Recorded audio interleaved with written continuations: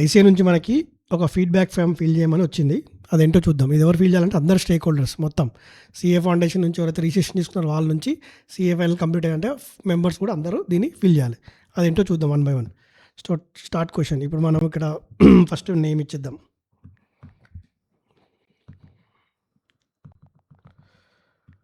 ICA want to bring some reforms మళ్ళీ తెద్దాం. మళ్ళీ కొత్త కాన్సెప్ట్ వస్తుంది ఐసీఏ. సో అదేందో చూద్దాం మనం ఇక్కడ. క్రాంతి మెయిల్ ఐడి మీతో పాటే ఫిల్ చేస్తున్నాను నేను. మీరు కావాలంటే మీకు నచ్చిన ఒపీనియన్తో మీరు చేయొచ్చు. బట్ నా ఒపీనియన్లో నా ఏది కరెక్ట్ అనిపిస్తే నేను అది ఫిల్ చేస్తాను.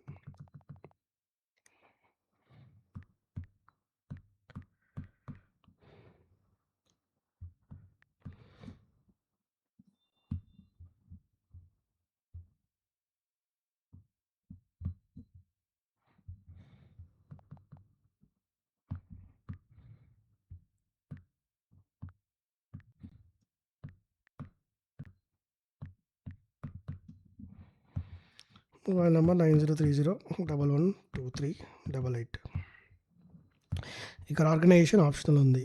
నెక్స్ట్ ఇక్కడ ఏం పెడదాం మనం? ఫ్యాకల్టీ మెంబర్ పెడదాం.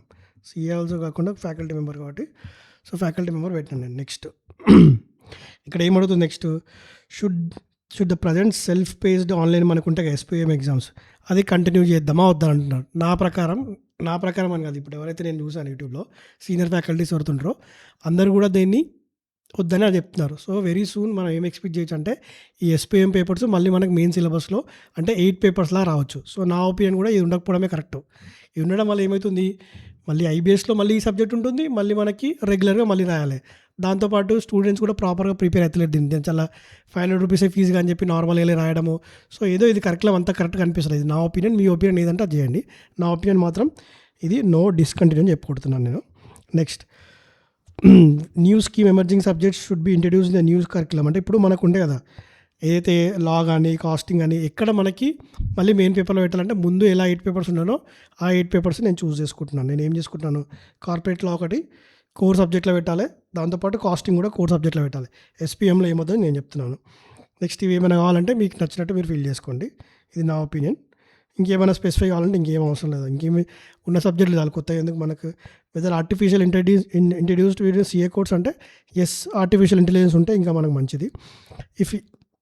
ఈ phase how should it be incorporated ఎక్కడ పెట్టాలంటే త్రూ థియరిటికల్, మళ్ళీ ఎగ్జామ్ దీనికి అవసరం లేదు, only through training information technology training లా పెడితే సరిపోతుందని నాకు అనిపిస్తుంది. మళ్ళీ ఎక్స్ట్రా పేపర్ ఎందుకు, ఉన్న 8 పేపర్స్ చాలు మనకి. నెక్స్ట్ వెళ్దాం. Next commencement of practical training. Articleship ఎప్పుడు ఉండాలంటే after registration of intermediate after passing of both groups. నా ప్రకారం ఏంటంటే 2 గ్రూప్స్ పాస్ అయితే, ఒక గ్రూప్ పాస్ అయినా నేనైతే సరే 2 గ్రూప్ పాస్ అయితే స్టూడెంట్ కొంచెం బెనిఫిట్ అవుతుంది, పాస్ అయినాక వస్తారు కాబట్టి. బట్ ఆర్టికల్షిప్ స్కేర్ సిట్ ఉంది, still I'm going student favour కాబట్టి బోత్ గ్రూప్స్ తర్వాత పెడదాం. Next duration of article training. ఎవరైతే సీఏ ప్రాక్టీస్ ఉంటారో వాళ్ళకి ఆబ్వియస్లీ ఎక్కువ ఉండాలనిపిస్తుంది. నేనైతే సరే ఈ 2.5 విత్ ఇది పెడితే బాగుంటుంది. 2.5 years along with ITT and MCS పెట్టేస్తున్నాను నేనైతే.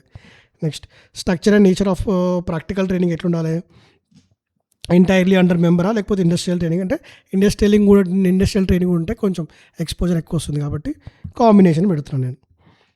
Next what should be the duration of industrial training. ఒక 6 months ఉంటే బాగుంటుంది ఇండస్ట్రియల్ ట్రైనింగ్. ఆఫీస్లో ఒక 2 years 6 months ఇండస్ట్రియల్ ట్రైనింగ్ ఉంటే బాగుంటుంది. ఇట్లా కాంబినేషన్ బాగుంటుంది. When should be industrial training commences. ఒక 1 year ఆఫ్ ఆర్టికల్షిప్ అయిపోతే కొంచెం బెటర్ ఎక్స్పోజర్ వస్తుంది కాబట్టి తప్పుడు ఉంటే బాగుంటుంది నా ఒపీనియన్. ఇదంతా నా ఒపీనియన్. మీ ఒపీనియన్ ఏదంటే మీరు ఇచ్చుకోండి. అందరు ఫామ్ సబ్మిట్ చేయాలి. Next secondment and transfer provisions in articleship. ఇప్పుడు ఆర్టికల్షిప్ ఏమైనా ఉంది కదా, what should be the ideal period for the secondment of articleship.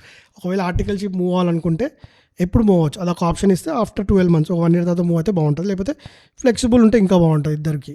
Next when should be the transfer of articleship permitted. ఎప్పుడు ట్రాన్స్ఫర్ అంటే after 1 year. Transfer కూడా ఉండాలంటే 6 months అయితే minimum చేయాలి, తర్వాత 1 year ఇట్లా పెట్టుకొని దాని తర్వాత రిస్ట్రిక్షన్ అంతవరకు ఉండి దాని తర్వాత వెళ్ళిపోవాలని నేను 1 year పెట్టుకుంటున్నాను. Next quality of practical training ఉంది కదా, which reform should be most efficiently improve practical training. అంటే ఇక్కడ మ్యాండేటరీ ఆడిట్, ట్యాక్స్, ఫినాన్స్ ఇది ఎట్లా ఉండాల్సిందే. Mandatory technology training, IC assessment training ఇది ఉంటే బాగుంటుంది మనకి. ట్యాక్స్, ఆడిట్, ఫినాన్స్ అడ్వైజర్ ఉంటే బాగుంటుంది అనిపిస్తుంది. నెక్స్ట్ చాలా పెద్ద ఫీడ్బ్యాకే ఉంది ఇదంతా. What assessment format should be used for the foundation exam. Foundation ఎగ్జామ్కి సిపిటి రాసిన పెట్టుంటే మనకు మొత్తం ఎంసీక్యూస్ ఉండే, దాని తర్వాత డిస్క్రిప్టివ్ అయింది కదా. నా ప్రకారం డిస్క్రిప్టివ్ ఉంటేనే ప్యాటర్న్ ఆఫ్ ఎగ్జామ్ అర్థమవుతుంది, ఆ ఫిల్టరేషన్ అనేది ఇంకా బాగుంటుందని నా ఒపీనియన్. కాకపోతే కావాలంటే కొంచెం ఎంసీక్యూస్ అంటే మన same CA final pattern, CA inter pattern కూడా ఉంటే ఇంకా బాగుంటుంది. డిస్క్రిప్టివ్ క్వశ్చన్స్ ఇంక్లూడింగ్ ఇది combination of MCQs and descriptive పెడితే ఇంకా బాగుంటుంది. 30 మార్క్స్ చాలా ఎక్కువ అవసరం లేదు, ఫైనల్ అండ్ ఇంటర్మీడియట్ అయినా. Next, how frequently the foundation exams. 3 times ఉంటే బాగుంటుంది, మరి 4 టైమ్స్ ఉంటే కూడా హెట్టిక్ అయిపోతుంది, చదవలేరు కాబట్టి 3 టైమ్స్ ఇప్పుడు ఎట్లుంది అట్లుంటే బాగుంటుంది. Next, eligibility for final examination. Final examination ఎప్పుడు ఎలిజిబిలిటీ రావాలి? During the last 6 months of articleship after 2.5 years నేను పెట్టుకుంటున్నాను. నెక్స్ట్, మనకు ఐబీఎస్ ఉంది కదా, ఓపెన్ బుక్ క్లోజ్డ్ బుక్ అంటే ఐబీఎస్ ఉండకపోవడమే మంచిది. ఐబీఎస్ ఉన్నాకనే చాలా చాలా ప్రాబ్లమ్స్ స్టార్ట్ అవుతున్నాయి. కాబట్టి నా ప్రకారం ఐబీఎస్ తీసేస్తే ఒక పీడ వదిలిపోతుంది, దరిద్రం అంతా పోతుంది. సో కంప్లీట్లీ క్లోజ్డ్ బుక్ పెట్టాలని నేను నా ఒపీనియన్. మీ ఒపీనియన్ మీరు చెప్పండి, నా ఒపీనియన్ నేను చెప్తున్నాను అంతే. వ్యాలిడిటీ ఆఫ్ ఎగ్జామ్షన్ ఉంది కదా, ఇది పర్మనెంట్ ఉంటే బాగుంటుంది. ఆల్రెడీ నువ్వు ఒకసారి ఎగ్జామ్షన్ వచ్చినావు, నువ్వు మళ్ళీ 3 attempts తర్వాత మళ్ళీ రాయాలి. ఇది లేకుండా పర్మనెంట్ ఎగ్జామ్షన్ ఒకసారి పాస్ అయితే చాలు, మళ్ళీ మళ్ళీ 3 attempts తర్వాత మళ్ళీ రాయాలి. ఈ కాన్సెప్ట్ తీసేస్తే చాలా బాగుంటుంది నా ఒపీనియన్. ఎందుకంటే ఆల్రెడీ నువ్వు పాస్ అయినా కదా కష్టపడి, మళ్ళీ దాన్ని 3 attempts తర్వాత ఎందుకు అని నా ఒపీనియన్. నెక్స్ట్, ఇంకేమడిగిండు, please select an option for every row. అబ్బో, ఆఫ్టర్ ఏమైనా what should be the eligible for appear అంటే after completion of articleship, yes 2.5 years చాలు, plus 4 months time study period. 4 months కదా, 6 months ఉంటే ఇది కూడా 3 years పెడదాము, ఏదో 2.5 years పెడదాం. అది నెక్స్ట్ ఇంకెన్ని ఉన్నాయా బాబు ఫార్మ్స్. సాఫ్ట్ స్కిల్ ట్రైనింగ్ ఉన్నాయి, ఐటీ. ఇది ఎప్పుడు ఉండాలి? టిపికల్లీ బిఫోర్ ఆర్టికల్షిప్ ఉండడం కంటే కూడా within 6 months of articleship, during the first year of articleship ఉంటే ఇంకా బాగుంటుంది, కాంబినేషన్ బాగుంటుంది. Advance ITT soft skill training ఉంది కదా, మీరు ఇప్పుడు ఉండాలంటే during the final year of articleship ఉంటే బాగుంటుంది. ఇది కూడా ఆర్ బిఫోర్ ఫైనల్ ఎగ్జామ్ పెడితే ఇంకా బాగుంటుంది, మధ్యలో ఏ డిస్టర్బెన్స్ లేకుండా. ఇది ఐటీటీ ఎంసీఎస్ ప్రోగ్రామ్ ఉంది కదా, ఇది హైబ్రిడ్ ఆర్ ఫ్లెక్సిబుల్ ఉంటే ఇంకా బాగుంటుంది, వెళ్ళి ఎగ్జామ్ సెంటర్ రాయకుండా అదంతా లేకుండా.